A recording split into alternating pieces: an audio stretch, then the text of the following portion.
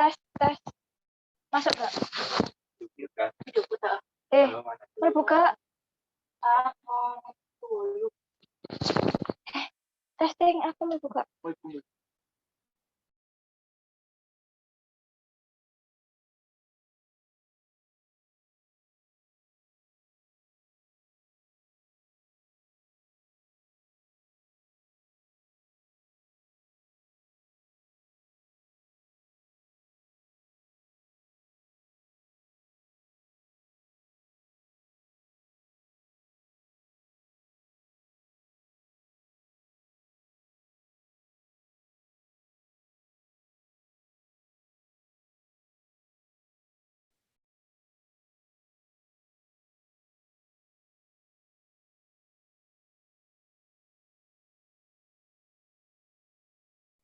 Enggak terdengar, Mas.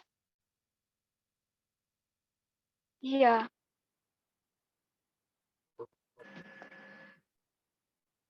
Tes 1, 2, 3. Sudah terdengar? Masuk, Mas. Sudah ya? Masuk. Oke. Terima kasih.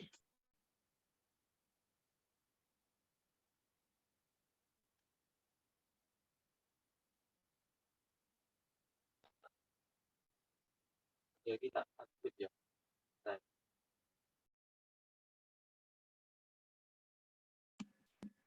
Jadi ada yang tanya ini, kayak apa? Katanya masih ya, masih kendala lagi nih kayaknya.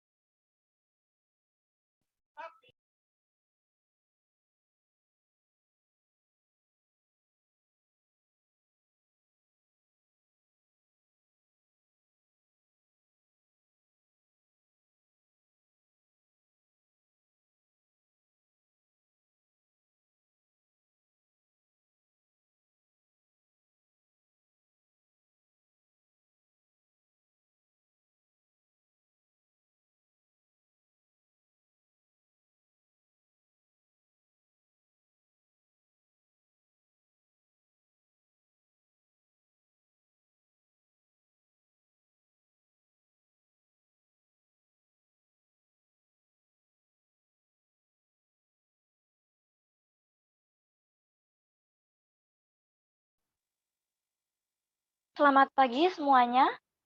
Selamat bergabung dalam pelatihan gamifikasi. Selagi kita menunggu dibukanya acara, mohon untuk semua peserta dapat mengikuti ketentuan dari acara kita pada pagi hari ini. Ketentuan yang wajib diikuti yaitu 1. Peserta wajib mengikuti kegiatan dari awal sampai akhir acara. 2. Peserta wajib menggunakan virtual background dari panitia pada saat acara berlangsung, lalu mengubah format nama sesuai ketentuan yaitu peserta underscore nama asli. 3. Peserta wajib on cam. Bagi yang memiliki kendala pada sinyal dapat menyampaikan kendala di kolom chat. 4. Bagi peserta yang ingin berbicara atau on mic, wajib raise hand terlebih dahulu sampai moderator mengizinkan untuk berbicara. Yang kelima, peserta wajib mengisi presensi yang akan dibagikan melalui kolom chat Zoom. Diharapkan semua panitia dan peserta dapat mematuhi ketentuan yang telah saya sampaikan. Atas nama panitia Edison, saya ucapkan terima kasih.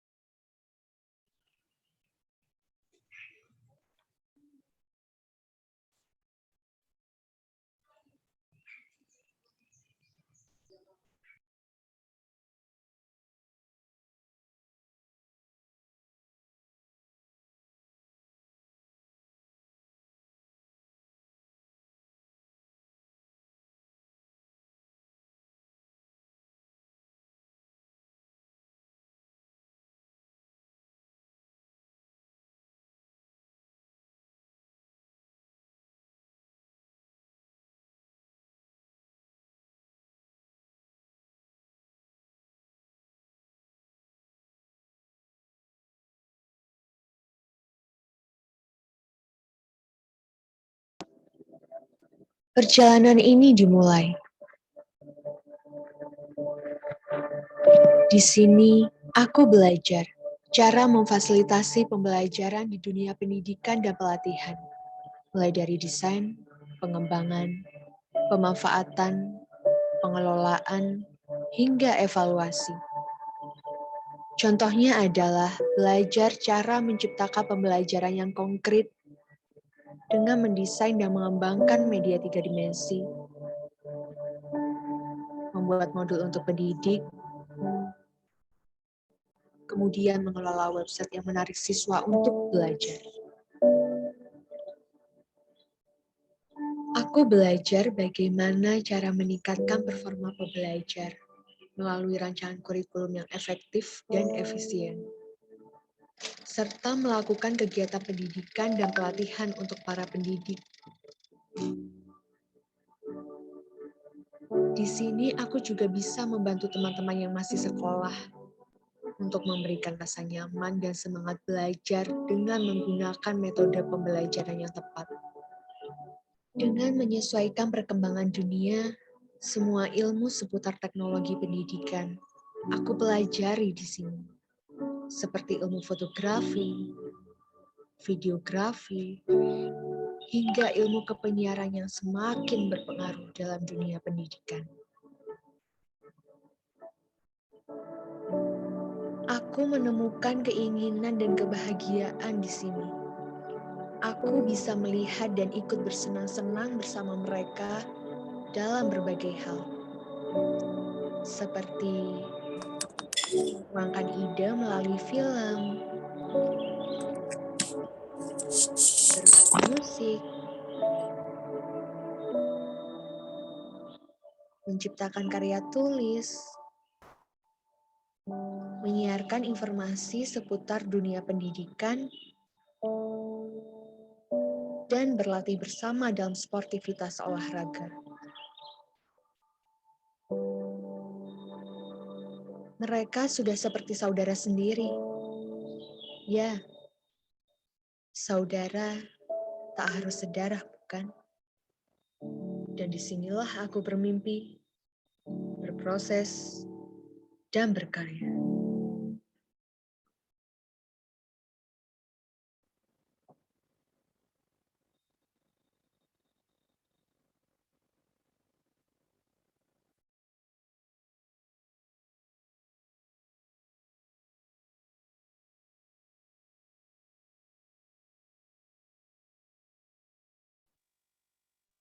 Selamat pagi semuanya. Selamat bergabung dalam pelatihan gamifikasi. Selagi kita menunggu dibukanya acara, mohon untuk semua peserta dapat mengikuti ketentuan dari acara kita pada pagi hari ini. Ketentuan yang wajib diikuti yaitu 1. Peserta wajib mengikuti kegiatan dari awal sampai akhir acara. 2. Peserta wajib menggunakan virtual background dari panitia pada saat acara berlangsung, lalu mengubah format nama sesuai ketentuan yaitu peserta underscore nama asli. 3. Peserta wajib on-cam. Bagi yang memiliki kendala pada sinyal dapat menyampaikan kendala di kolom chat. 4. Bagi peserta yang ingin berbicara atau on mic, wajib raise hand terlebih dahulu sampai moderator mengizinkan untuk berbicara. Yang kelima, peserta wajib mengisi presensi yang akan dibagikan melalui kolom chat Zoom. Diharapkan semua peserta dapat mematuhi ketentuan yang telah saya sampaikan atas nama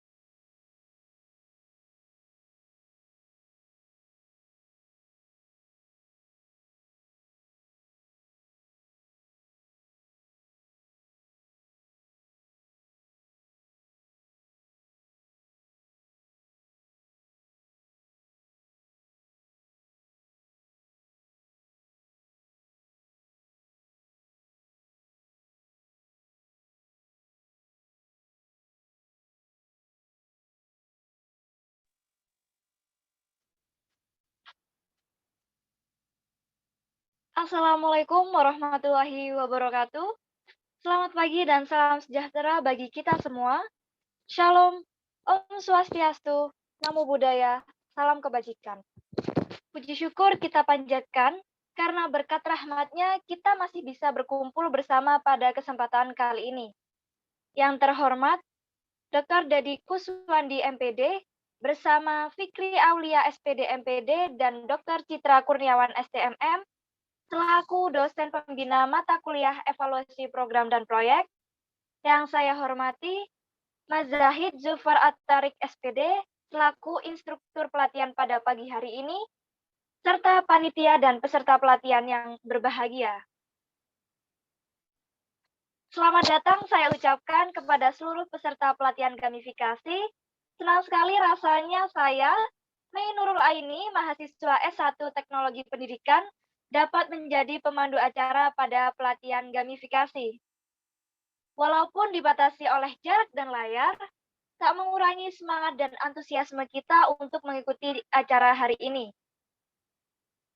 Peserta pelatihan yang berbahagia, untuk kelancaran dan keberkahan acara pada pagi hari ini, marilah kita mulai dengan membaca basmalah bersama. Bismillahirrahmanirrahim. Memasuki agenda yang pertama, yaitu menyanyikan lagu Indonesia Raya. Para hadirin dimohon untuk mengikuti dengan khidmat.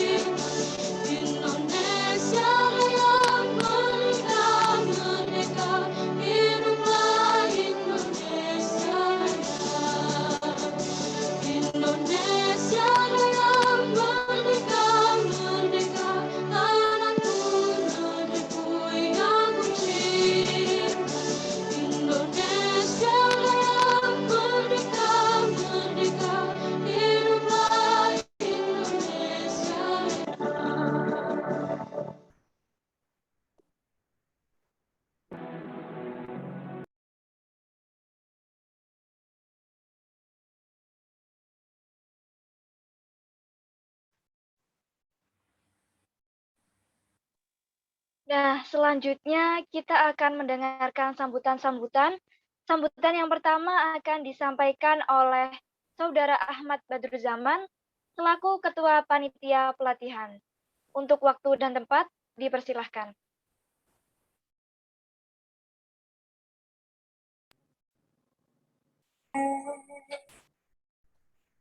Baik, cek.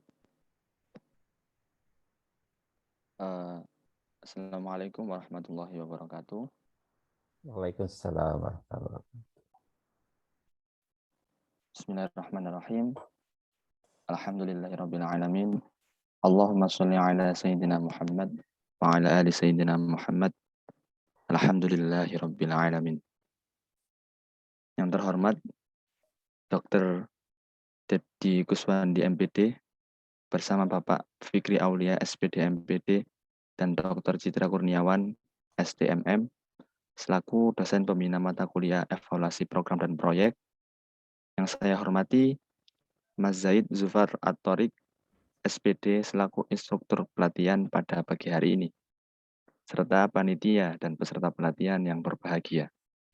Pertama-tama marilah kita panjatkan puja dan puji syukur kita kehadirat Tuhan Yang Maha Esa atas limpahan rahmat dan nikmat-Nya sehingga kita bisa hadir dalam kegiatan pendidikan dan pelatihan gamifikasi pada pagi hari ini dengan keadaan sehat walafiat. Bapak dan Ibu yang kami hormati, pelatihan gamifikasi ini adalah sebuah terobosan baru di kala pembelajaran di masa pandemi seperti ini, di mana penggunaan media daring harus menarik dan menyenangkan, sebab sosok role model tidak berada di kelas secara nyata, sehingga peserta membutuhkan motivasi dan semangat untuk belajar. Kemudian daripada itu, pelatihan gamifikasi ini adalah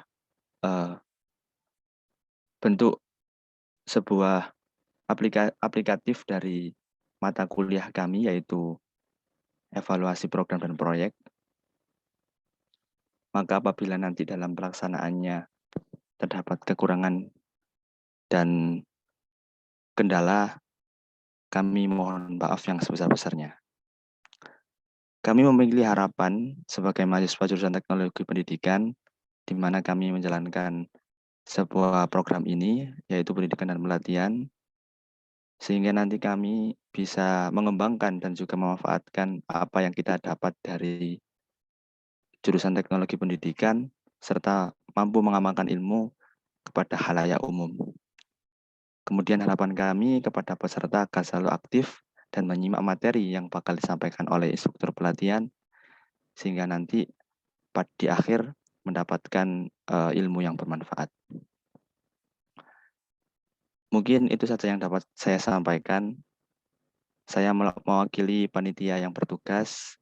Sekali lagi mohon maaf yang besar-besarnya apabila ada kekurangan dan kendala dalam persiapan pendidikan dan pelatihan. Allahumma muwaffiq ila aqwamit thoriq. Wassalamualaikum warahmatullahi wabarakatuh. Waalaikumsalam. Waalaikumsalam warahmatullahi wabarakatuh. Terima kasih Mas Badrus atas sambutannya. Kita lanjutkan sambutan yang kedua yang akan disampaikan oleh Pak Dedi Kuswandi selaku dosen pembina mata kuliah kami. Untuk waktu dan tempat dipersilahkan. Terima kasih. Assalamualaikum warahmatullahi wabarakatuh. Saya sangat salam sehat, salam sejahtera untuk semuanya.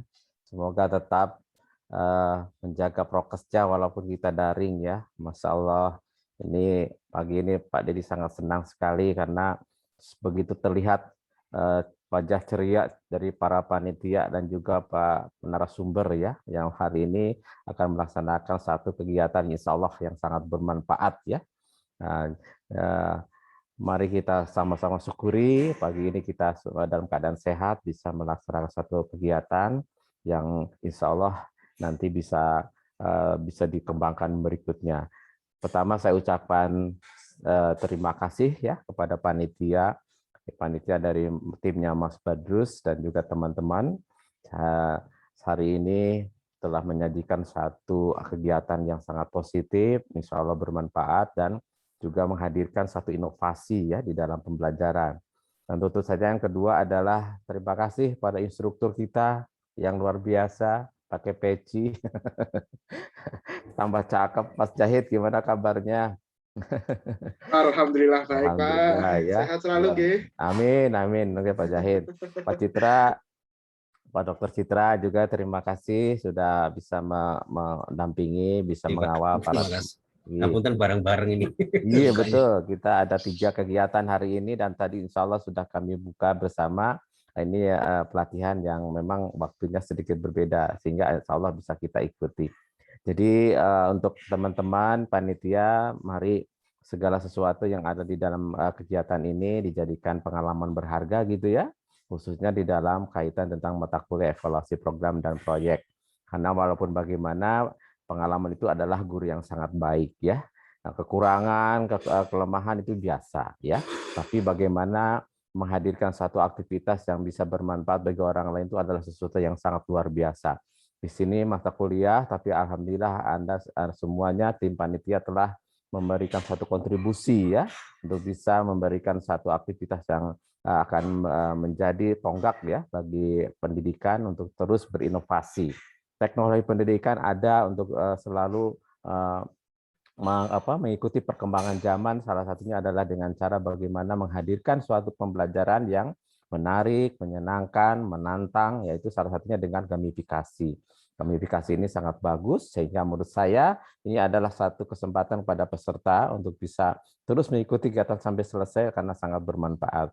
Oleh itu saya pesankan kepada para peserta, ikuti sampai selesai kegiatan ini ya, karena ini jarang-jarang ya, dan semua panitia sudah berusaha sedemikian baiknya untuk bisa melayani Anda, untuk bisa sukses kegiatan ini ya. Semoga di akhir acara ini, dalam pelatihan ini semuanya tetap sehat dan tetap memberikan manfaat ya kepada semuanya. Saya kira itu saja dari saya, Mas Badrus dan juga para panitia. Selamat sekali lagi, luar biasa usahanya dan insya Allah sudah tertata dengan baik dan nanti kita tinggal bagaimana ini bisa terus dipertahankan untuk bisa berkualitas. Terima kasih, sukses semuanya untuk panitia. Dan terima kasih Mas Torik, Mas Syahid, luar biasa ya, dan juga Pak Citra dan semua. Terima kasih. Assalamualaikum warahmatullahi wabarakatuh. Waalaikumsalam.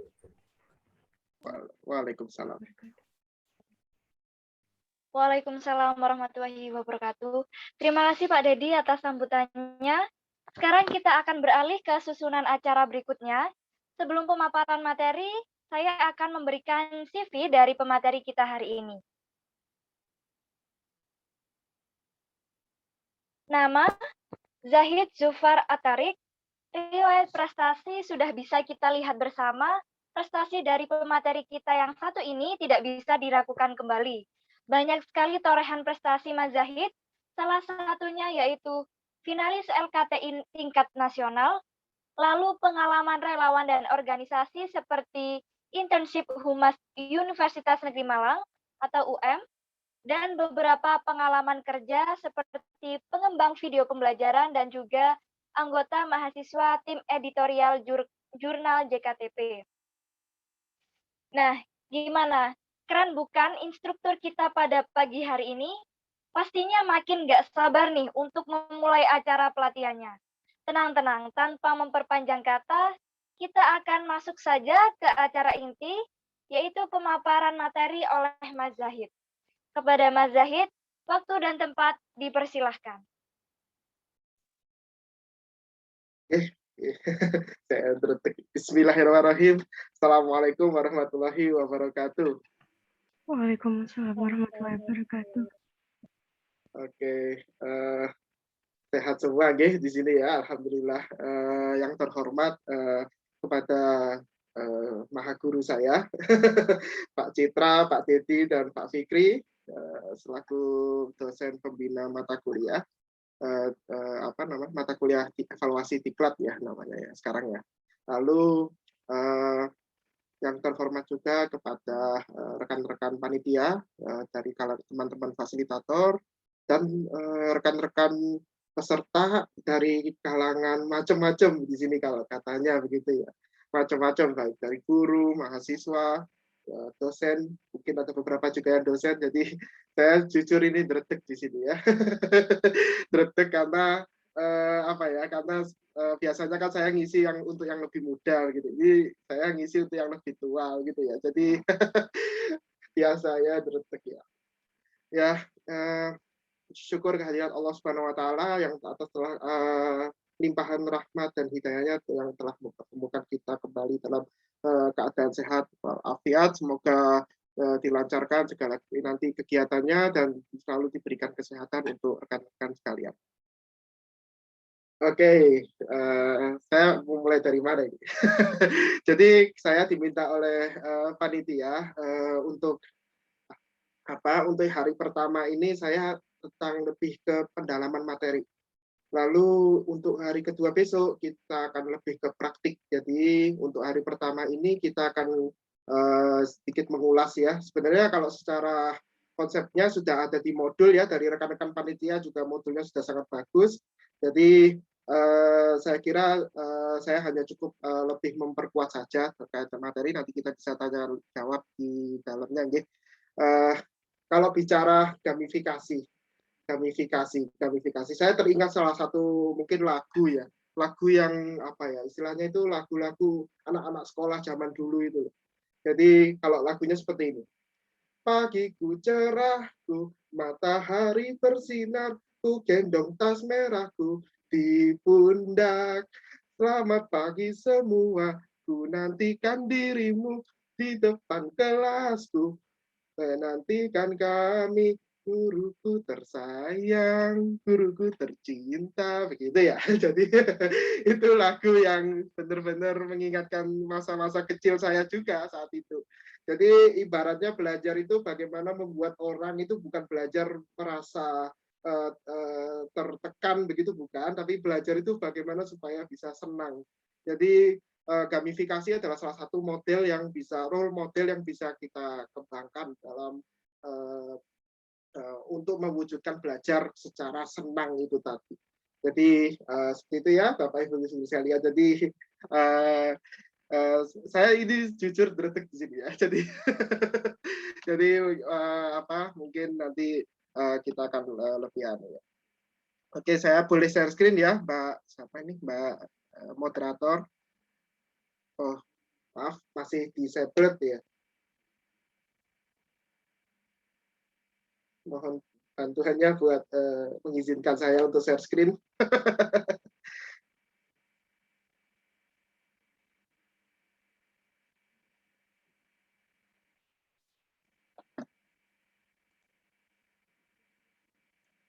Oke, mungkin sambil menunggu pengaturannya ya, sedikit cerita gamifikasi ini mungkin bagi kalangan rekan-rekan mungkin masih asing ya. Jadi sebenarnya gamifikasi itu kayak lebih ke bagaimana membuat proses belajar itu bisa membuat seseorang itu istilahnya itu apa ya, kalau belajar itu jadi nggak terasa belajar gitu ya. Jadi ada kemiripan dengan konsep-konsep yang lain seperti seamless dan sebagainya, tapi ini lebih ke bagaimana memanfaatkan berbagai pendukung ya di sini.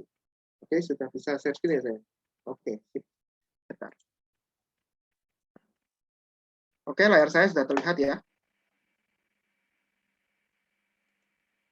Ini layar saya sudah terlihat, G? Sudah, Mas. Oke, sip. Baik, saya membawakan seperti ini ya. Jadi gamifikasi, belajar tanpa belajar. Jadi sebuah konsep yang sebenarnya gamifikasi ini membuat bagaimana orang itu bisa senang dalam belajar. Senang itu dalam arti bukan berarti tentang hanya sekedar bermain, bukan seperti itu, tapi bagaimana dia itu nyaman ketika belajar. Kalau bahasa lebih kerennya itu adalah apa namanya, itu saya lupa namanya, ergonomi ya. Jadi membuat orang jadi lebih nyaman dalam belajar. Jadi belajar tidak terasa seperti tertekan, tapi belajar lebih terasa seperti menantang gitu ya. Jadi saya membawa konsep belajar tanpa belajar ini maksudnya adalah belajar, kita belajar, tapi tidak terasa seperti belajar gitu ya. Jadi gamifikasi itu lebih mengarah ke situ. Jadi memang ini konsepnya sebenarnya sudah sangat lama sebenarnya, sejak tahun 1800 ya, 1800-an. Mungkin kalau boleh saya kasih 1896 ya, kalau nggak salah, atau 1886 ya, sejak itu ya. Jadi memang sebenarnya sudah lama, cuma untuk secara riset memang masih bisa dikatakan untuk khususnya untuk pendidikan ini masih tahap baru ya, riset-riset yang berkaitan dengan gamifikasi. Oke, sebelumnya saya belum perkenalan diri ya, karena tidak kenal maka kata saya sebenarnya sudah dibacakan sama moderator, tapi mungkin kayaknya lebih afdol kalau misalnya saya yang juga ikut perkenalan begitu ya. Ya, saya biasa dipanggil Zahid untuk kalangan rekan-rekan, dosen-dosen biasanya saya dipanggil Zahid. Tapi kalau dari keluarga saya biasanya dipanggil Torik gitu ya. Jadi ada dua nama, ada dua versi nama. Ada nama resmi sama non resmi begitu ya. Jadi nama resmi saya adalah Torik, nama non resmi saya adalah Zahid. Tapi biasanya untuk biar mudah penyebutan biasanya Zahid gitu ya. Asalkan jangan Yazid gitu ya. Jadi kayak puter-puter nanti nama saya. Oke. Saya lulusan S1 Teknologi Pendidikan dari Universitas Malang. Kalau prestasi biasa-biasa saja, jadi sebenarnya kalau dibacakan katanya luar biasa, saya sebenarnya biasa-biasa saja sih. Jadi saya juga masih belajar di sini. Oke. Kita lihat zaman dulu ya. Jadi rekan-rekan sekalian, kalau kita melihat sebuah era sebelum tahun 2000, sebelum abad memasuki abad 21, itu era yang bersifat mekanistis ya. Jadi berbagai penggunaan yang tidak bersifat digital ya memang. Benar ya, walaupun mungkin ada digital tapi masih belum semasif seperti sekarang. Nah, kita lihat sebuah perubahan apa saja. Jadi tatanan dunia zaman dulu itu dengan sekarang itu sudah mengalami sebuah perubahan. Jadi perubahan itu bukan lagi sebuah ketidakpastian, tapi dia adalah keniscayaan. Keniscayaan berarti adalah perubahan yang bersifat pasti. Kita pasti mengalami perubahan. Cuma bedanya perubahannya yang kalau sekarang ini berbeda dengan zaman dulu. Kalau zaman dulu perubahannya itu bisa kita hitung berapa tahun. Misalnya 40 tahun begitu ya, kita baru bisa mengalami sebuah perubahan. Tapi dengan berkembangnya mulai sejak tahun 90-an, ketika internet mulai masuk ke Indonesia, lalu kemudian mulai dan tahun 2020 otomatis karena dampak dari pandemi internet menjadi lebih banyak sebagai kebutuhan, itu perubahan menjadi lebih sangat cepat. Jadi kita kalau dulu kita butuh 40 tahun, kalau sekarang kita paling tahun depan sudah berubah ya. Saya bahkan baru tahu kalau ada teknologi baru yang namanya HP yang bisa dicas dengan udara. Ini baru keluaran baru dari salah satu perusahaan yang dari Cina kalau nggak salah. Jadi kalau mungkin HP yang kita pakai sekarang itu, smartphone yang kita pakai sekarang itu dia menggunakan cas casan begitu ya, baterai yang ditancapkan di gitu ya. Tapi kalau sekarang ternyata ada yang dicasnya hanya dengan udara. Jadi itu menggunakan tenaga udara juga. Ini sebuah terobosan. Mungkin Bapak Ibu bisa searching ya di Google tentang itu. Nah, itu berarti menandakan bahwa perubahan itu kita nggak tahu ini nanti ke depannya apa yang berubah. Lalu kalau dulu kita bisa memastikan perubahan itu apa yang terjadi. Jadi katakanlah karena memang arus informasi yang tidak begitu cepat saat itu. Karena memang masih terbatas pada media cetak, media dan sebagainya, sehingga menyebabkan perubahan itu bisa dipastikan.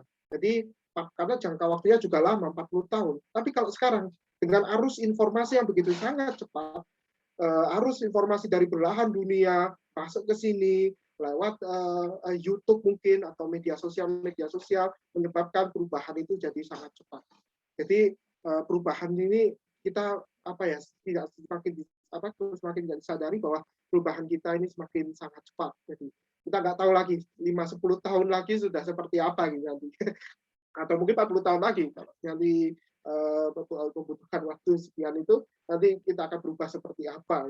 Jadi perubahan itu sebuah kepastian ya sekarang. Kalau sehingga ini juga berimplikasi kepada jadi ini perubahan ini berimplikasi kepada ini. Kalau dulu generasi dulu ya zaman-zaman sebelumnya ya itu bisa dikatakan guru lebih pintar karena sumber belajar utama ya hanya dari guru itu sendiri. Kalau mungkin ada rekan-rekan mungkin paling tapi masih belum lahir ya mungkin ya. Ini cerita dari orang tua juga ya. Jadi kalau anak-anak tahun 1950-an, 1940-an mereka belajarnya melalui batu sabak begitu ya. Batu sabak ditulis semua, habis ditulis semua hapus begitu ya. Jadi harus bisa menghafal begitu ya. Jadi konsep belajarnya itu menghafal. Tapi kalau sekarang sudah tergantikan dengan yang namanya kalau sekarang sudah ada yang namanya tablet yang bisa ditulis terus disimpan terus ganti lagi begitu ya. Jadi tidak harus lagi menghafal seperti itu. Jadi bisa dengan menginterpretasi bahkan juga mendalami dan sebagainya atau mungkin juga memberikan kesimpulan sendiri. Jadi Jadi utamanya kalau dulu guru itu pusat utama sumber belajar. Dalam arti guru itu adalah orang satu-satunya yang memiliki pengetahuan. Nah, ini yang berbeda dengan sekarang. Sekarang guru bukan lagi satu-satunya. Anak sekarang sudah bisa belajar tidak hanya dari gurunya, tapi dia belajar dari pengalaman yang ada di sekitarnya.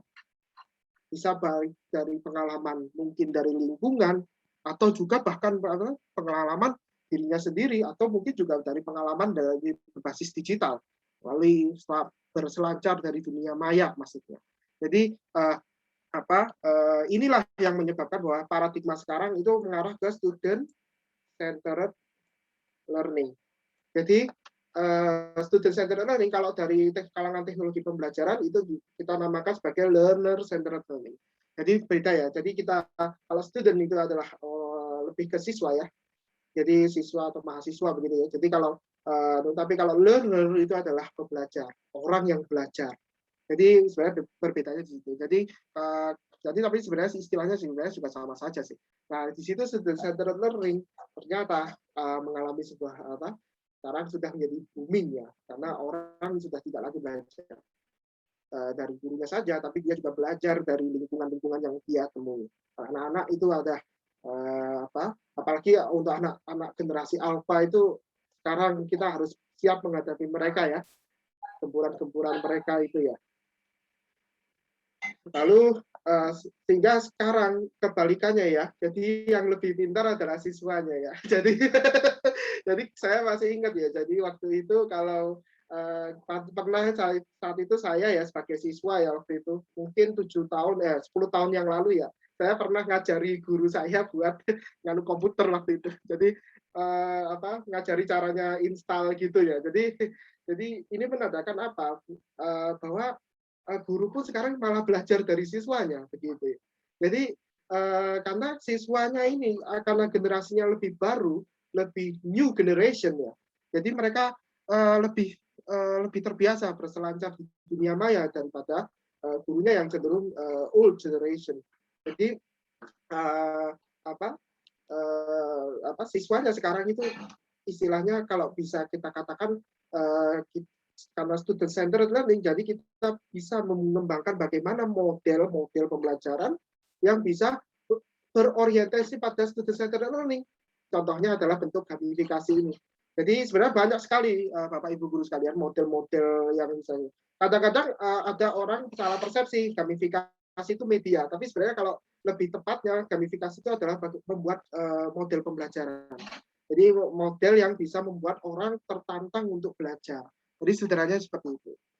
Nah, maka dari itu rekan-rekan apakah masih ingin dengan cara yang lama?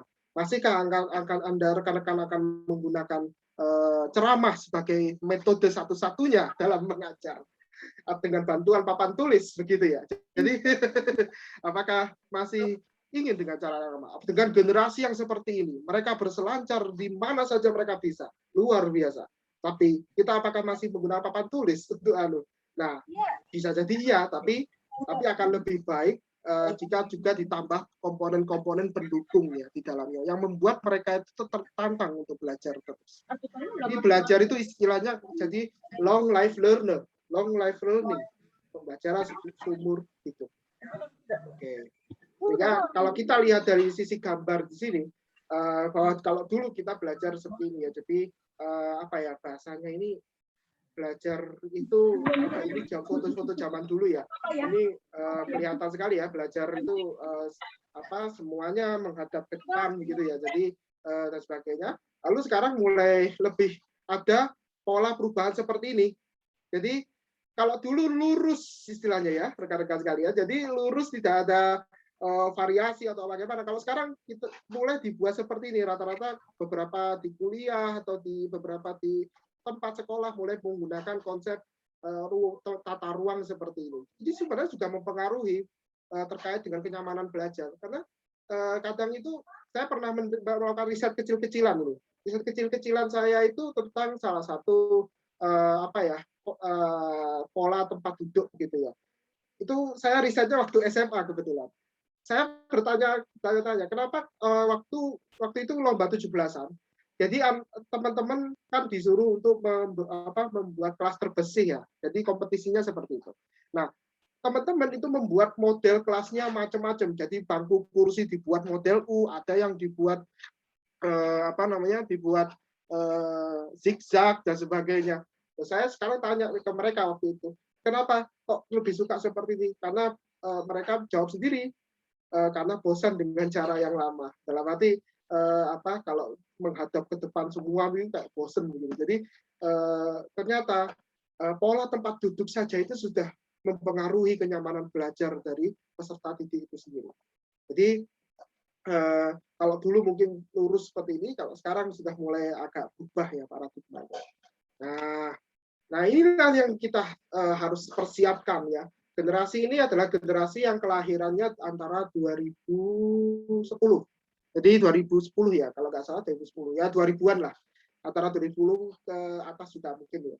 Jadi mereka adalah generasi yang sangat sudah sejak, kalau generasi Z dia sejak kecil ya, bukan sejak lahir ya. Kalau sejak kecil dia menggunakan istilahnya itu digitalisasi yang berbasis internet. Sedangkan generasi Alpha mereka sejak lahir sudah kenal sama internet. Jadi yang membedakan di situ. Jadi mereka sejak lahir, mungkin ada juga sekarang orang tua sekarang itu kan kadang-kadang ada juga yang kalau sejak kandungan begitu ya, seorang ibu sejak kandungan dia baca, jadi dia menyetel rekaman Al-Qur'an begitu ya, nyetel rekaman Al-Qur'an di bayinya itu kan, itu sebenarnya kalau kita analisis dari sisi secara generasinya itu berarti anak kecilnya itu sudah diajarkan tentang digitalisasi basis internet. Jadi ini benar-benar luar biasa sekali ya generasi Alpha ini. Jadi mereka adalah generasi yang luar biasa. Nah mereka seperti yang saya katakan sudah terkoneksi dengan digital. Jadi untuk utamanya dengan internet dan layar sentuh. Kita masih terkoneksinya sama buku tulis begitu ya. Jadi yang membedakan dengan kita itu seperti itu. Saya teman-teman yang mungkin dari yang teman-teman juga dari panitia atau mungkin yang generasi Z itu beberapa masih mengalami yang buku tulis. Jadi belajar harus membuat catatan begitu ya. Catatan yang banyak, maka kalau itu yang catatan banyak itu maka dapat nilai bagus begitu ya. Jadi tapi kalau sekarang mereka apakah terbiasa dengan buku tulis, ya, buku saja iya, tapi dia akan lebih terbiasa dengan hal yang seperti ini. Sehingga mereka akrab bersosialisasi secara virtual. Saya pernah melihat salah satu YouTube ya. Kita berpikir bukan secara ilmiah di sini ya, kita berpikir secara kondisi lapangan atau filosofis begitu ya. Nah, saya pernah melihat salah satu YouTube ya, anaknya masih umur 10 tahun, dia sudah bisa berkomunikasi dengan baik. Jadi dia bisa membuat media 3 dimensi begitu ya, membuat animasi 3 dimensi, ngajari, memberikan tutorial di YouTube, dan itu saya lihat-lihat mereka bagus sekali. Kenapa mereka tuh bahasa komunikasinya itu sangat bagus sekali. Ini kok generasinya hebat sekali. Saya aja yang seumuran segitu masih amburadul ya omongan saya. Untuk umur segitu. Mereka umur 9-10 tahun sudah bisa berkomunikasi dengan baik. Jadi ini generasi yang sangat luar biasa. Jadi punya kepercayaan diri yang luar biasa juga. Sehingga ini yang perlu aja. Makanya masihkah kita ingin menggunakan cara yang lama? Tidak. Apakah hanya dengan ceramah dan sebagainya? Sehingga kita perlu ada model variasi yang bisa kita gunakan. Jadi katakanlah 1 hari saja mengajar, itu 1 hari saja. 1 model tidak cukup untuk dalam arti jika kita hanya menggunakan dalam arti 1 hari misalnya 1 hari 1 model, maka besoknya harus berganti lagi modelnya untuk menghadapi generasi sekarang ini. Karena memang ini mungkin ini solusi dari saya ya. Solusi dari saya itu dari berbasisnya sama riset ya. Jadi mungkin rekan-rekan bisa menggunakan berbagai model-modelnya setiap hari. Jadi ini tantangannya adalah kembali lagi bagaimana gurunya bisa mengajar generasi ini. Generasi ini akan segera masuk ke jenjang SMP. Jadi sekarang sudah masuk di jenjang SD. Nah, mereka sudah jadi kita harus siap menghadapi gempuran. Jadi kembali lagi pertanyaannya ke awal. Masihkah ingin menggunakan dengan cara yang lama? Jadi kita perlu cara-cara baru, utamanya dengan pembelajaran daring ini. Pembelajaran daring ini kalau banyak sekali istilahnya itu guru-guru yang istilahnya ke saya begitu ya, pelajaran daring ini susah dan sebagainya. Nah ini sekarang bagaimana tantangannya sebenarnya. Jadi semoga dengan pelatihan ini bisa mempermudah begitu ya. Nah, di sini prediksi yang akan terjadi di generasi alfa. Yang sebenarnya ini basis riset, tapi saya sederhanakan lagi bahasanya. Jadi mereka adalah generasi yang kreatif pertama. Jadi generasi yang generasi yang istilahnya itu generasi yang sangat kreatif. Dia bisa mengembangkan, membuat, mengkreasikan berbagai apapun yang mereka dapatkan. Adik saya itu 12 tahun di bawah saya, dia kadang bisa membuat musik sendiri, luar biasa. Jadi saya pun malah belajar membuat musik dari dia. Jadi dia buat musik lewat HP begitu. Jadi dengan koneksi yang begitu sangat luas, mereka akan menjadi generasi yang lebih kreatif dari generasi yang sebelumnya. Ya, jadi karena kreatif itu mereka penuh dengan pertanyaan. Mereka penuh dengan pertanyaan. Jadi katakanlah kalau dulu kita hanya pertanyaannya ya apa itu, tapi kalau sekarang mereka itu tidak hanya sekedar apa itu, tapi mereka itu juga bertanya bagaimana itu. Katakanlah tentang materi apa misalnya, materi tentang alam misalnya untuk anak-anak SD.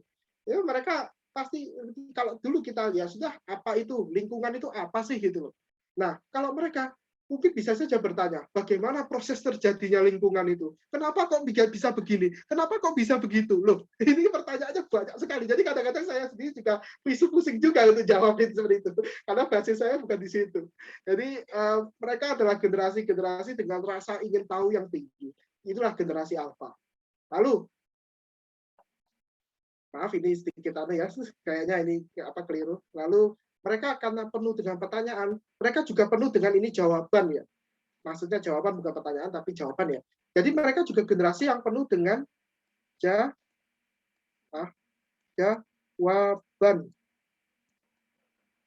Mereka adalah generasi yang penuh dengan jawaban-jawaban yang mereka kadang bisa pecahkan sendiri. Jadi katakanlah mereka bertanya-tanya seperti itu, tapi mereka kadang-kadang bisa memecahkan sendiri jawaban itu. Jadi generasi yang istilahnya mereka itu bisa mencari sendiri kira-kira pemecahan masalah yang mereka pertanyakan seperti itu jawabannya seperti apa. Sehingga dengan kemampuan ini mereka adalah generasi yang multitasking. Generasi yang bisa kalau ini kalau generasi Z saja sudah multitasking, mereka ini penuh loh. Penuh. Dalam arti apa? Mereka itu lebih dari generasi Z itu. Jadi kalau misalnya generasi Z bisa melakukan 2 hal dalam satu waktu, kalau saya sih tidak ya. Kalau saya cuma bisa 1 ya. Kalau mungkin teman-teman yang lain, generasi Z yang lain mungkin 2 hal dalam satu waktu. Tapi generasi alpha, mereka lebih dari 2 hal bisa melakukannya dalam satu waktu. Yang berbasiskan sama digital. Jadi mereka multitaskingnya melebihi dari generasi-generasi sebelumnya. Jadi ini yang perlu kita persiapkan. Generasi alpha yang potensinya sangat luar biasa. Nah, sehingga kalau kita melihat mereka suka dengan HP dan sebagainya, atau bermain game di laptop atau bagaimana, mereka itu seolah-olah terlihat tidak belajar. Tapi sebenarnya mereka itu belajar.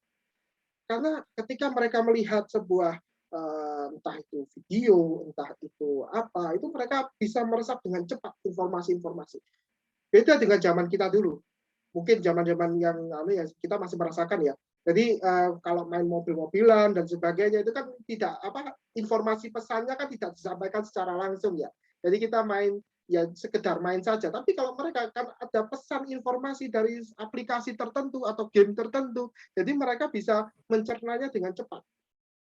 Apalagi mereka masih anak-anak saat ini. Nah, anak-anak itu proses perkembangan neurotransmitternya itu sangat cepat. Jadi luar biasa generasi alpha ini. Mereka terlihat tidak belajar, tapi sebenarnya mereka itu sedang belajar. Jadi saya saja ini sekarang sedang belajar bahasa Inggris ya. Saya ini jujur ya, sekarang karena sudah lulus jadi harus belajar bahasa Inggris untuk meningkatkan skill saya. Tapi adik saya 12 tahun di bawah saya, dia lebih jago bahasa Inggris daripada saya. Waduh, kok kalah ini ya? Yang saya lebih tua ini malah kalah ini 12 tahun.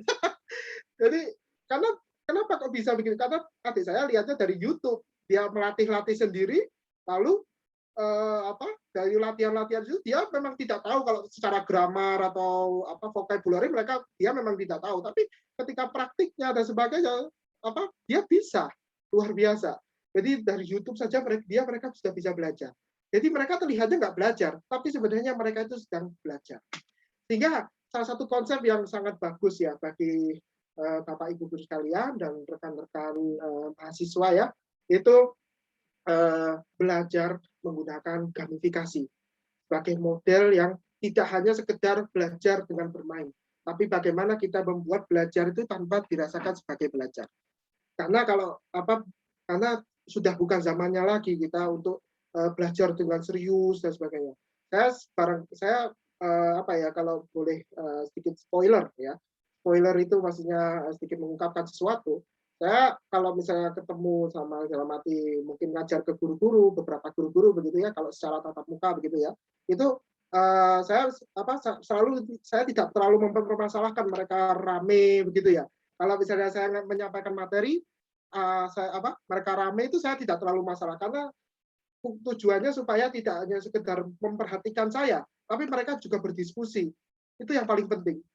Tidak harus dengan materi-materi yang disajikan, mereka berdiskusi dan sebagainya itu juga termasuk dalam ranah belajar. Jadi kita bagaimana mengembangkan belajar tapi tanpa disertai dengan rasa belajar itu sendiri. Jadi belajar itu lebih bisa bersifat lebih senang. Kembali lagi ke konsep gamifikasi, membuat orang tidak terasa untuk belajar. Nah, gamifikasi sendiri sebenarnya kalau dikaitkan sama sektor-sektor kehidupan, banyak sekali. Kalau kita bisa lihat papan iklan, begitu ya, mereka kasih diskon-diskon promo, apalagi para pencari kos-kosan ini, orang-orang kos-kosan ini, mereka biasanya cari GoFood atau GrabFood dengan promo-promo 50%, itu mereka langsung dapat. Nah, itu mereka masih itu sudah termasuk gamifikasi, cuma sektornya sektor bisnis begitu ya.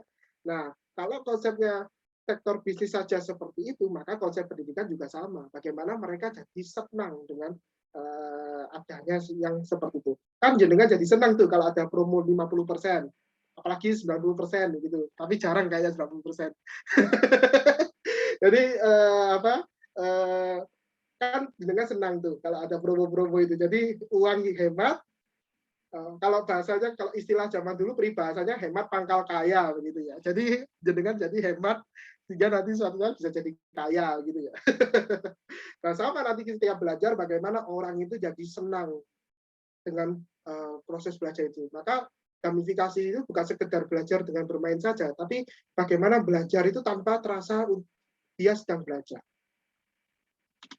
Nah, ini kalau bicara sekilas ya, sejarah sebenarnya sudah dijelaskan dalam modul ya. Modulnya itu sudah sangat lengkap menurut saya, tapi di sini saya sedikit menguatkan bahwa gamifikasi itu sebelumnya malah dari di sini rekan-rekan. Dari sini, di sini. Nah, gamifikasi pertama kali malah dari adanya perangko. Jadi orang-orang zaman dulu, mungkin kita belum lahir ya, itu sekitar 1800, ya kita belum lahir sih. Karena ya, jadi orang-orang zaman dulu itu suka mengoleksi perangko. Perangko-perangko yang saya nggak tahu ini fungsinya apa, tapi karena perangko itu kan fungsinya nanti untuk bisa berkirim surat begitu ya. Tapi itu sudah bisa kita namakan sebagai gamifikasi, walaupun istilahnya sendiri itu masih belum ada gamifikasi itu. Lalu era berikutnya, perkembangan berikutnya adalah didirikannya pramuka. Jadi pramuka itu juga salah satu bentuk dari gamifikasi sebenarnya, karena di situ pramuka ada tantangan kan. Ada hal-hal yang harus dilakukan untuk bisa mendapat lencana. Jadi kalau pramuka itu kan, walaupun saya sendiri nggak pernah ikut pramuka ya, karena sesuatu hal, tapi pramuka itu kan istilahnya kan untuk bisa naik pangkat atau naik tingkat begitu kan mereka harus ada lencana itu, mereka harus ada tantangan terlebih dahulu kan. Kalau bahasanya dulu ada saya lupa namanya, penggalang, apalagi penggalang, lalu dan sebagainya begitu, saya lupa namanya istilahnya apa kalau tingkatan-tingkatan pramuka itu. Jadi oleh Baden Powell itu sudah didirikannya Pramuka, itu sudah bisa kita namakan sebagai gamifikasi karena ada namanya tantangan, ada challenging, begitu ya.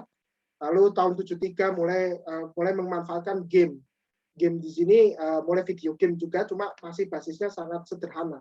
Jadi untuk rekrutmen pekerja, ya saya kurang tahu kalau ini konsep ini. Jadi mungkin di bukunya bisa ya. Lalu saya langsung ke sini saja. Nah, lalu adanya kategorisasi dan sebagainya, gamifikasi, akademisi mulai melirik potensi game tahun 82, dan istilah gamifikasi sendiri sebenarnya lahirnya tahun 2002. Jadi bisa dikatakan baru 19 tahun. Jadi ya 19 tahun sudah lama sih, cuma istilahnya kalau secara bahasa riset itu masih baru. Tapi untuk dalam konteksnya penelitian dalam pembelajaran sendiri, gamifikasi masih saat itu masih belum begitu dilirik. Baru begitu tahun 2010 atau 2011 itu ya, itu mulai dilirik oleh beberapa kalangan akademisi secara untuk pendidikan, untuk memaksimal potensi pendidikan. Bahkan 2016 Pokemon Go ini itu sempat viral. Pokemon Go itu kan game yang itu loh, kalau kita jalan-jalan, basisnya AR kan itu, kita jalan-jalan, kemudian kita ada tantangan harus kalau bahasanya itu harus memecahkan suatu masalah tapi lewat HP, tapi dalam konteksnya di lingkungan nyata begitu ya. Tapi nanti terindikasi dari dalam HP itu sendiri. Jadi kan Pokemon Go seperti itu, dan itu sempat viral. Dan itu tapi banyak yang nggak sadar bahwa itu sebenarnya itu bagian dari konsep gamifikasi. Sehingga kadang bahkan media-media memberitakan bahwa Pokemon Go ini istilahnya itu sempat karena viralnya itu jadi memberitakannya agak jadi agak melenceng sedikit. tapi tidak masalah. Pokemon Go ini sebenarnya bukti bahwa gamifikasi itu sekarang sudah ada di mana-mana. Termasuk tahun 2018 ini kita sudah mulai menggunakan berbagai gamifikasi. Contohnya media sosial. Media sosial juga bisa kita katakan sebagai gamifikasi karena ada rasa di mana kita itu mulai tertarik menggunakan itu. Jadi kembali lagi konsep gamifikasi bagaimana membuat seseorang tertarik pada sesuatu, maka di media sosial juga bisa dikatakan sebagai gamifikasi. Nah, lalu pertanyaan sekarang adalah mengapa sih sebenarnya itu gamifikasi? Jadi gamifikasi itu bagaimana membuat desain permainan mekanik, permainan berpikir, permainan mekanik itu dalam konteksnya tidak game. Jadi jadi walaupun memang kalau untuk zaman sekarang itu sudah ada media pendukung di sini, tapi bagaimana membuat orang tertantang untuk belajar, tertantang untuk menggunakan sesuatu. Nah, kalau konteksnya belajar mengajar, maka gamifikasi dia untuk bagaimana meningkatkan performansinya dalam belajar, tapi tidak terasa belajar gitu ya. Jadi mereka tetap menggunakan permainan, tetapi dia konteksnya dalam lingkungan nyata. Jadi kayak ke Pokemon Go tadi itu juga termasuk dalam bentuknya gamifikasi. Nah, jadi sebenarnya kalau dibicara skenario atau elemen itu ada beberapa peran kunci yang harus ada di gamifikasi. Yang penting adalah ini. Gamifikasi itu yang paling penting adalah ini. Nah, users, pengguna. Dalam hal ini bisa siswa atau orang yang belajar. Lalu challenge, tugas, tantangan yang bisa diberikan kepada pengguna. Ada tantangan yang harus diberikan. Poin. Jadi ketika dikasih tantangan, lalu dia bisa menjawab, maka dia akan mendapatkan nilai tertentu sesuai dengan kadar dari tantangan yang diberikan. Level, tingkatan. Jadi kalau level 1, level 2, level 3, begitu ya. Saya masih ingat itu kalau dulu itu ada namanya Ninja Warrior. Itu serial televisi zaman dulu. Saya masih ingat itu. Jadi saya suka lihat Ninja Warrior ini karena ada level-levelnya. Ada level 1 dia harus ngapain, level 2 dia harus ngapain, level 3 dia harus ngapain, begitu ya. Jadi istilahnya itu karena ada tantangan-tantangan seperti itu, jadinya orang jadi merasa tertantang untuk bisa menyelesaikan suatu misi yang ada di dalamnya. Lalu reward, penghargaan. Jadi ketika sudah dikasih misalnya sudah dikasih tantangan, bisa menyelesaikan, maka harus dikasih penghargaan, reward, entah hadiah berupa uang, entah hadiah berupa piala, atau kayak lomba KTI begitu ya, kalau misalnya anak-anak aktivis lomba. Lalu yang terakhir ini ranking. Jadi ada pemeringkatan. Gamifikasi itu peran kuncinya juga harus ada pemeringkatan. Jadi dia ranking 1 siapa, ranking 2 siapa. Jadi untuk membuktikan bahwa ranking 1 ini layak buat dikasih reward begitu. Jadi kalau konsensusnya secara paradigma belajar itu mungkin Bapak Ibu tahu ya, bahwa paradigma belajar behavioristik ya.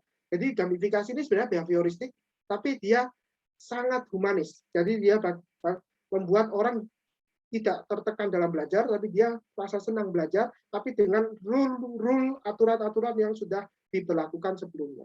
Nah, jadi seperti itu ya Bapak Ibu guru sekalian. Jadi kalau kita bicara gamifikasi, paradigma belajarnya mereka memang behavioris, tapi dia dalam arti memang merubah tingkah laku, merubah perilaku dan sebagainya, tapi dia senang untuk menghadapi seperti itu. Jadi gamifikasi itu seperti itu. Nah, untuk mengembangkan gamifikasi sendiri, yang paling penting di sini ya. Jadi harus kita bisa memahami kebutuhan peserta didik seperti apa. Kebutuhan mereka dengan kebutuhan kita berbeda loh. Kalau dulu kebutuhan kita ya sudah karena basisnya masih beda perkembangan zaman. Jadi kita juga bisa melihat perkembangan zaman sebagai kebutuhan dari peserta didik. Jadi peserta didik itu kebutuhannya apa, perlu dianalisis dulu ya. Lalu yang kedua baru menyusun tujuan pembelajaran. Jadi tujuan yang akan dilakukan seperti apa, lalu menyusun pengalaman belajar. Jadi nanti struktur nanti dengan mengembangkannya seperti apa, dalam arti gamifikasinya nanti nanti harus seperti apa, nanti media yang digunakan apa dan sebagainya. Lalu identifikasi sumber itu maksudnya nanti media yang nanti digunakan apa. Jadi ada, kalau menyusun pengalaman tuh kayak perencanaan medianya, kalau bisa basisnya pada media. Kalau identifikasi sumber dia adalah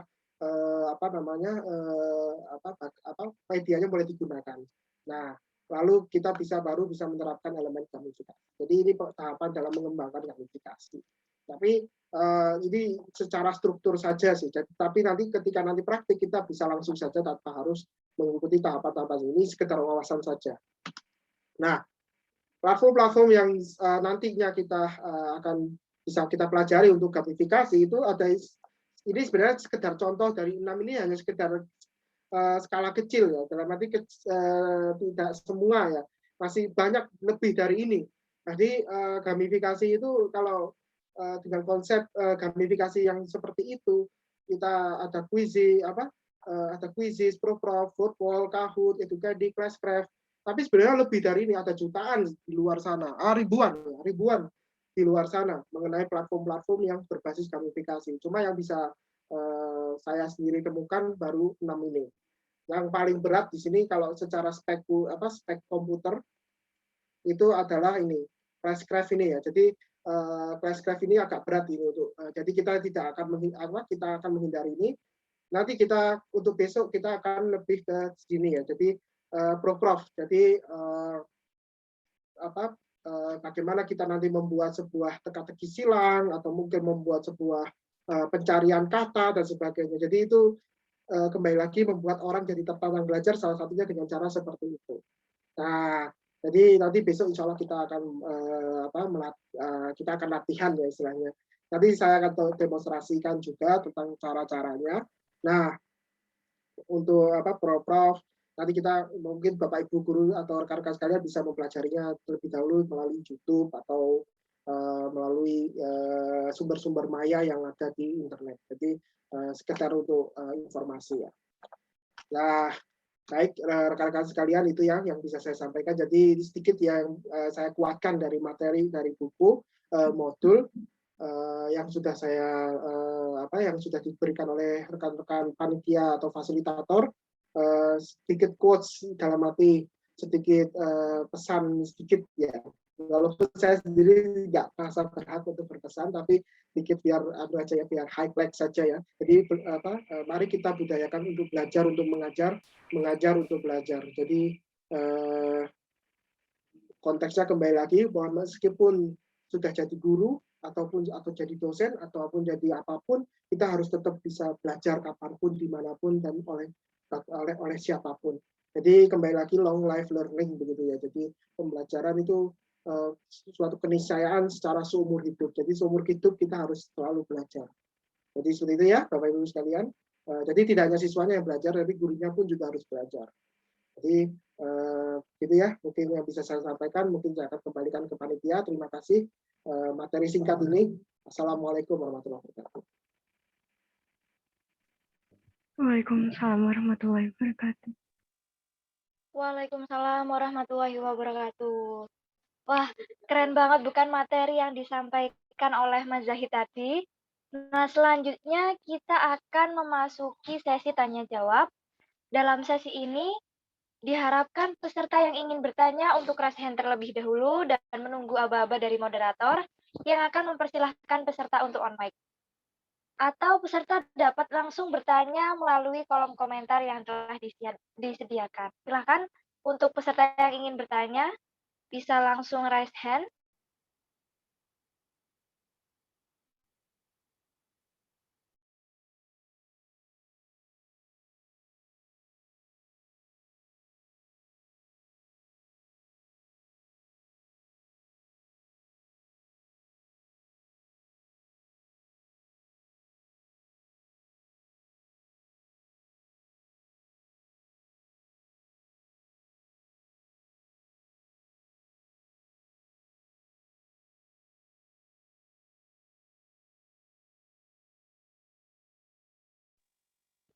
Ya, silakan.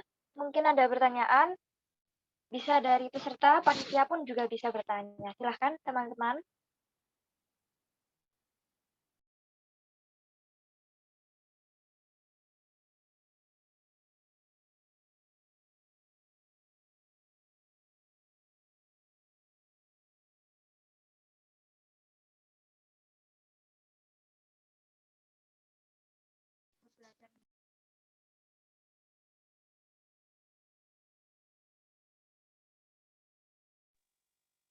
Oke, sudah ada yang raise hand. Silakan untuk Mbak Nuris.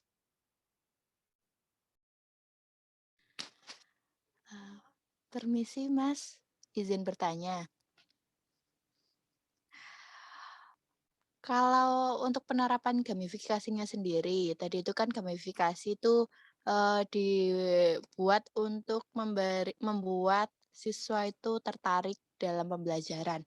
Nah, kalau kita menerapkan gamifikasi itu sendiri ke pembelajaran, apakah nantinya anak itu tidak kecanduan untuk bermain game itu? Terima kasih, Mas.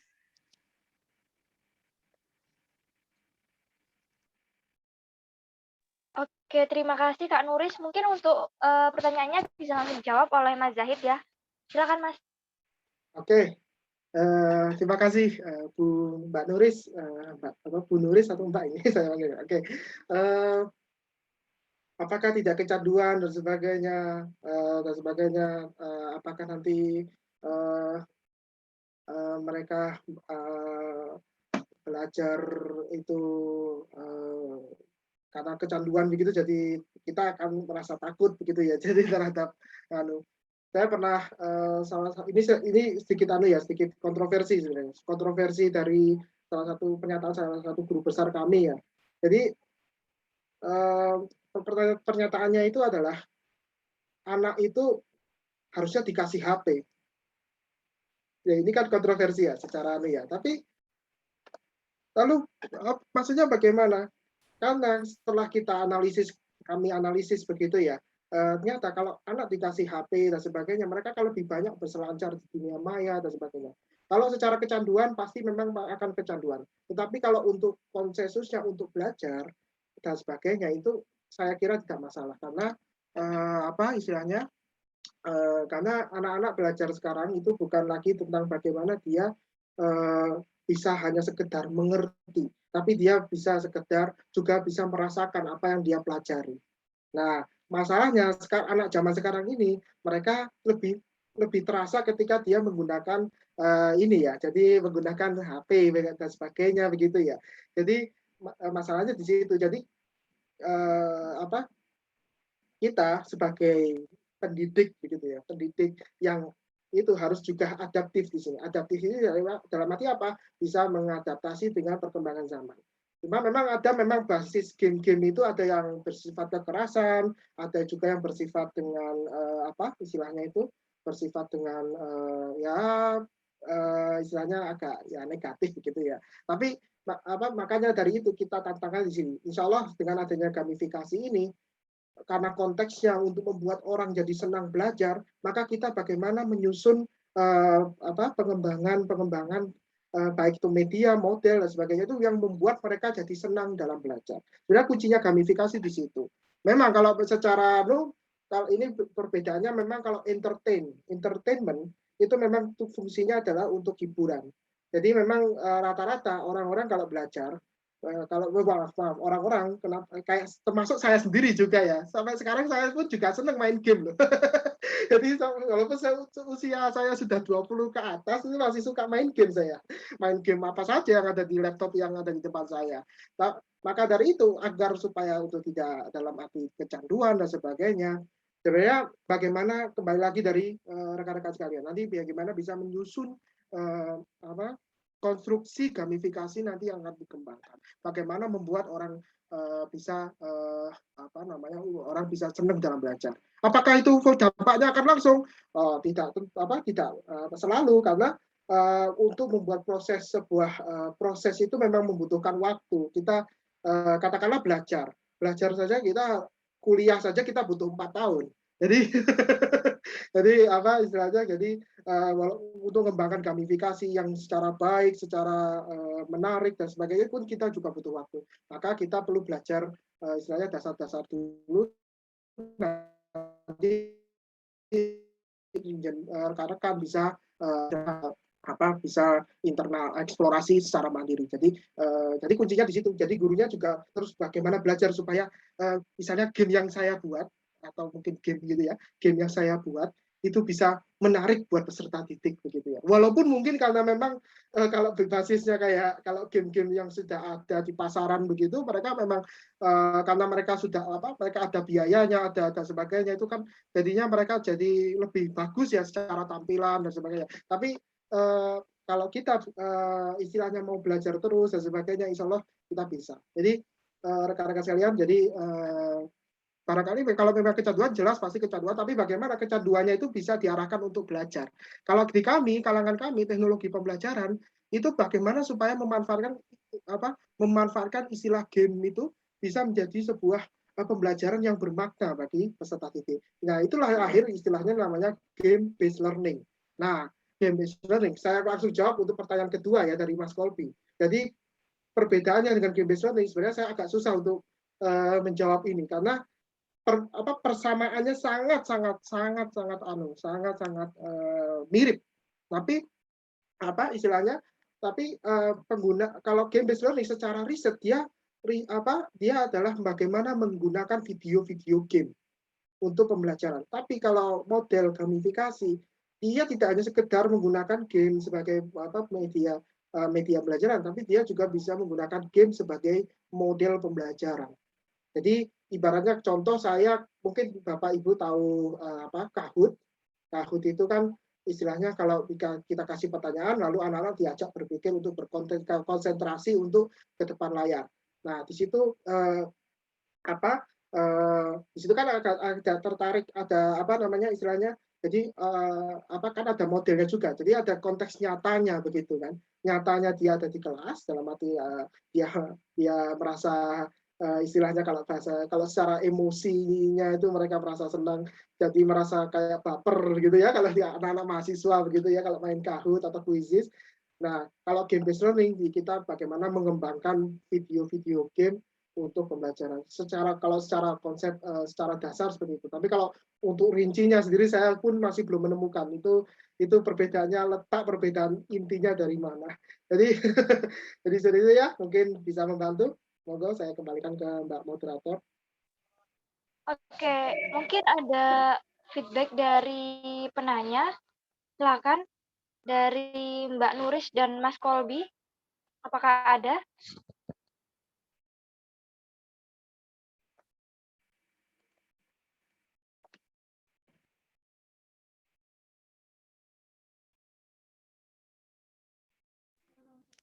Cukup jelas, Mas. Terima kasih untuk jawabannya. Oke. Oke. Sehat selalu. Selanjutnya kita langsung masuk ke pertanyaan ketiga dari Mas Dikma. Halo Kak, saya Dikma, mohon izin bertanya, bagaimana desain edutech yang memotivasi pengguna untuk terus belajar? Motivate the unmotivated people. Silakan Mas Zahid. Oh, berat sekali pertanyaannya. Jadi karena memang kita juga menghadapi ini apa ya? Kalau di teknologi pembelajaran itu ya Mas Dikma juga anak teknologi pembelajaran, jadi juga mungkin saya hanya memperkuat saja ya. Jadi kalau di teknologi pembelajaran itu ada namanya karakteristik peserta didik, atau kita biasanya menamakan sebagai karakteristik pembelajar. Nah, karakteristik pembelajar itu bermacam-macam.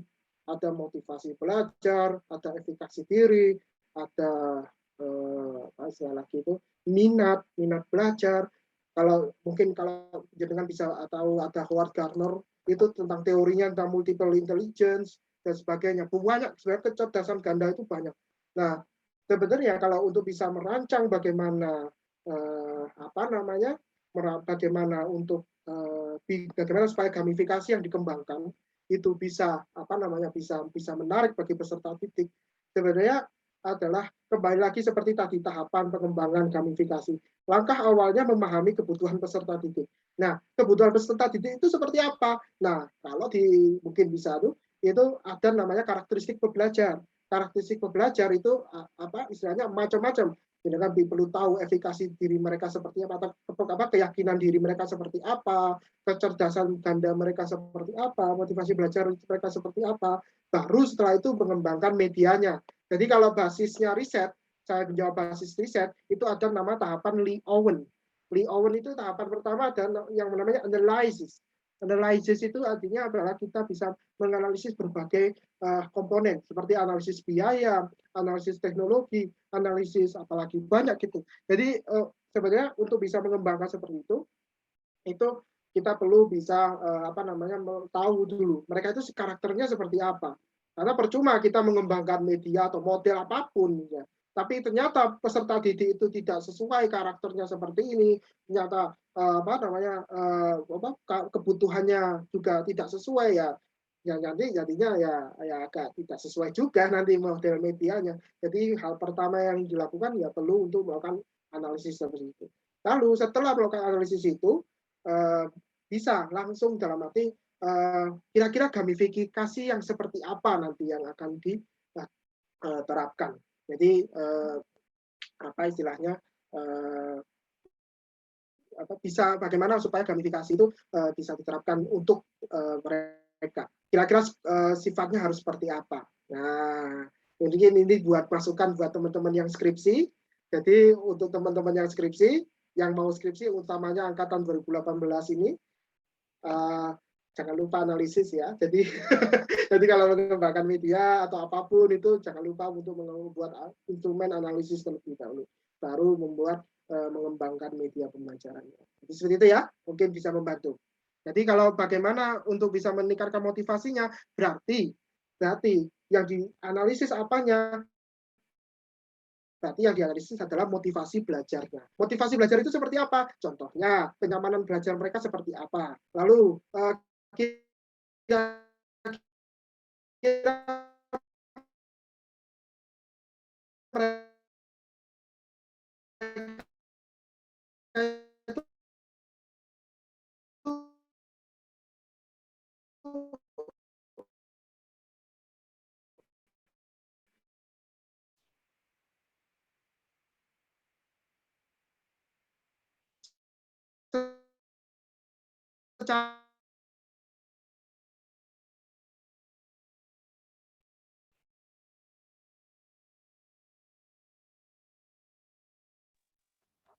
Oke, mungkin itu jawaban dari Mas Zahid mengenai pertanyaan dari Mas Dikma.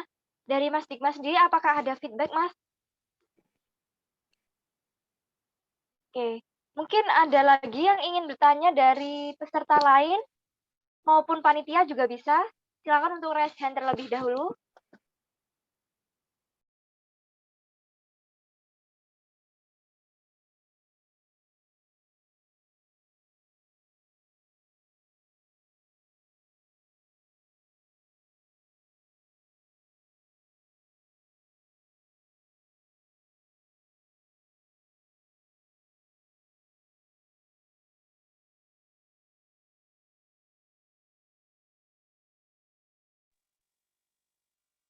Oke, mungkin nanti yang ingin bertanya bisa raise hand. Kita langsung masuk ke acara selanjutnya, yaitu ice breaking. Untuk panitia yang bertugas, mungkin bisa di-share linknya di kolom chat.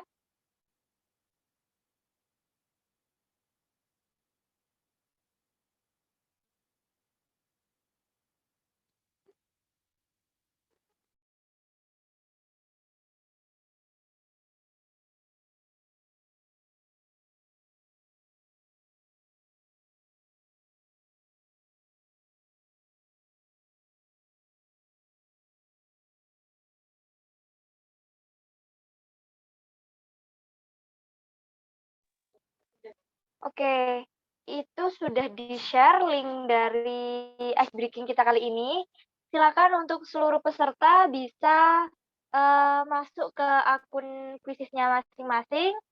Dan untuk ice breaking kali ini kita akan langsung dipandu oleh panitia yang bertugas, yaitu Mas Badrus. Silakan untuk Mas Badrus bisa dilakukan share screen-nya.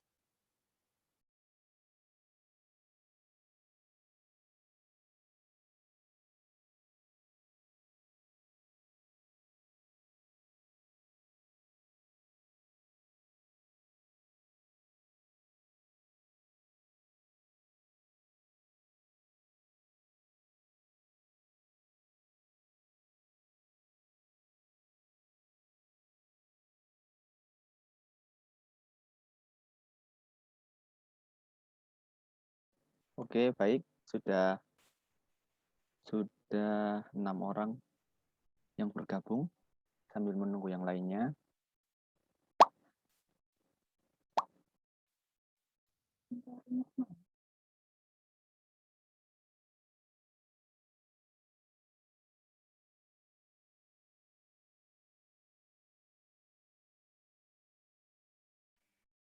Maaf sedikit menambahkan, ini kuisis juga salah satu bagian dari gamifikasi ya teman-teman. Mungkin nanti prakteknya bisa teman-teman coba, nanti barangkali teman-teman bisa merasakan senangnya belajar itu seperti apa. Jadi kuisis itu salah satu bagian dari gamifikasi.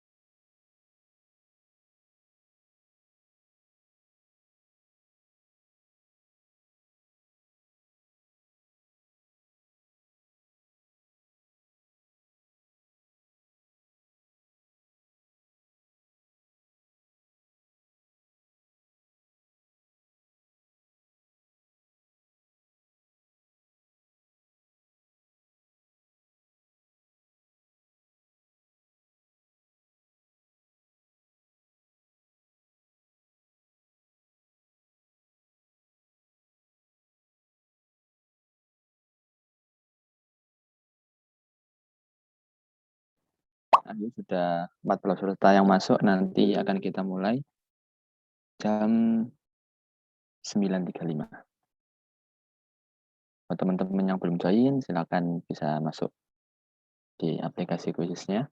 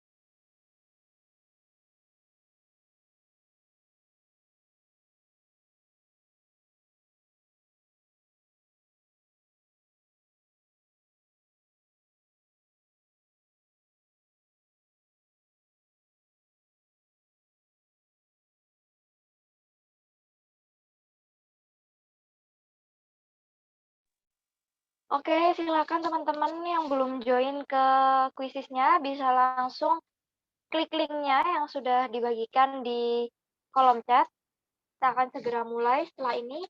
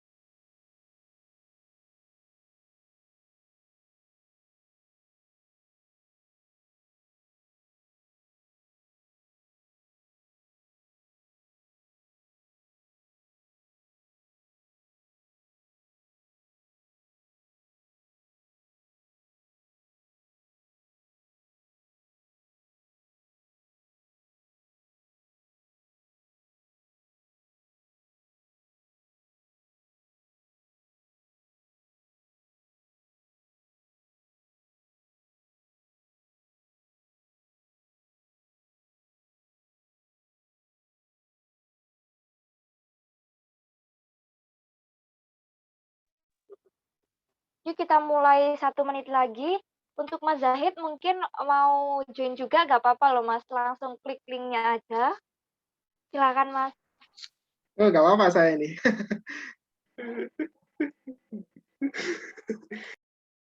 Jangan wis, nanti kan.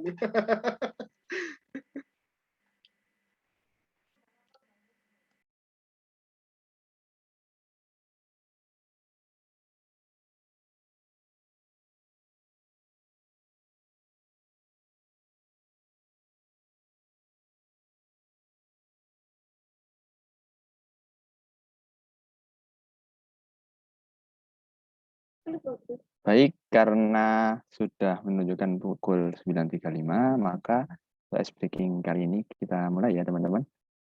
Oke, 1, 2, 3.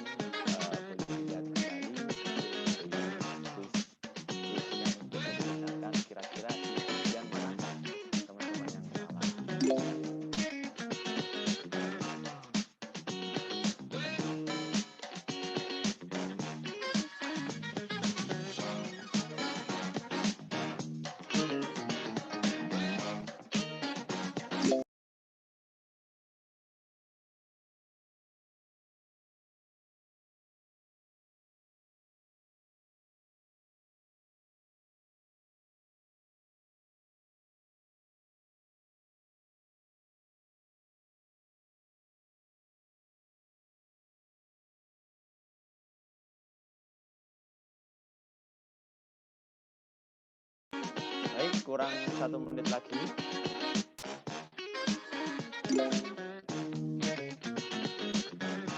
Dan masih tetap sama, tidak ada yang mampu menggeser.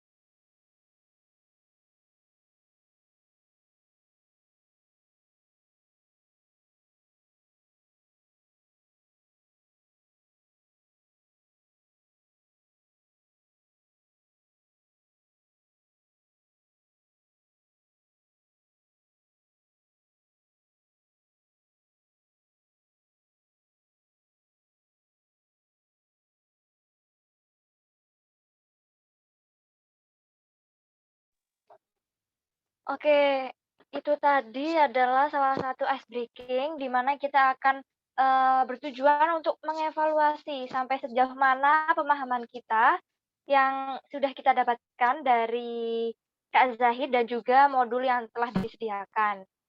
Nah, di peringkat 5 tadi juga menjadi salah satu penentuan bagi siapa nantinya yang akan menjadi peserta terbaik. Jadi teman-teman kalau tadi udah berusaha maksimal, bismillah saja, bisa saja Anda yang menjadi peserta terbaik pelatihan kali ini.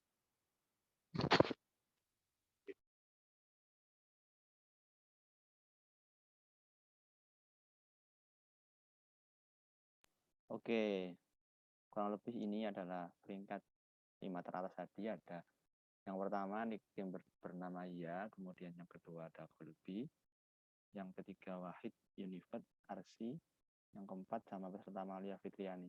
Silakan untuk kelima peserta ini mengirimkan bukti screenshot bahwa benar-benar saudara yang memiliki nickname ini ke panitia yang bertugas.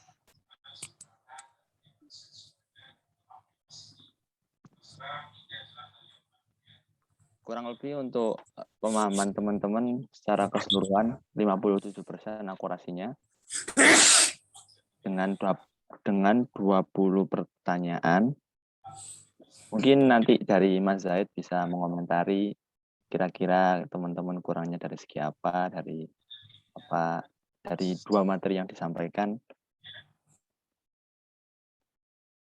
Mengingat sudah 57% akurasi dari teman-teman peserta pelatihan dalam memahami materi pada pagi hari ini. Baik, mungkin itu saja. Saya serahkan kembali kepada moderator. Oke, sesi ice breaking sudah selesai. Sebelum pelatihan ini berakhir, ada baiknya jika ditutup dengan doa. Kepada panitia yang bertugas, saya persilahkan. Assalamualaikum warahmatullahi wabarakatuh. A'udzubillahiminasyaitonirrajim. Bismillahirrahmanirrahim. Allahumma sholli ala sayyidina Muhammad wa ala ali sayyidina Muhammad. Amin amin ya rabbal alamin. Subhanakallahumma wa bihamdika asyhadu an la ilaha illa anta astaghfiruka wa atubu ilaik. Bifadlika subhana rabbika rabbil izzati amma yasifun wa salamun ala mursalin walhamdulillahi rabbil alamin. Assalamualaikum warahmatullahi wabarakatuh. Waalaikumsalam. Waalaikumsalam warahmatullahi wabarakatuh. Mengingatkan lagi bagi peserta yang berada di 5 peringkat teratas tadi untuk memberikan bukti berupa screenshot pada kami bahwa memang benar Anda yang memiliki akun tersebut. Oke, terima kasih kepada panitia yang sudah bertugas. Selanjutnya kita akan masuk ke sesi dokumentasi. Jadi diharapkan kepada seluruh peserta untuk mengaktifkan kameranya biar kita punya kenangan nih, walaupun hanya berjumpa via layar laptop. Oke, kepada panitia yang bertugas saya persilahkan.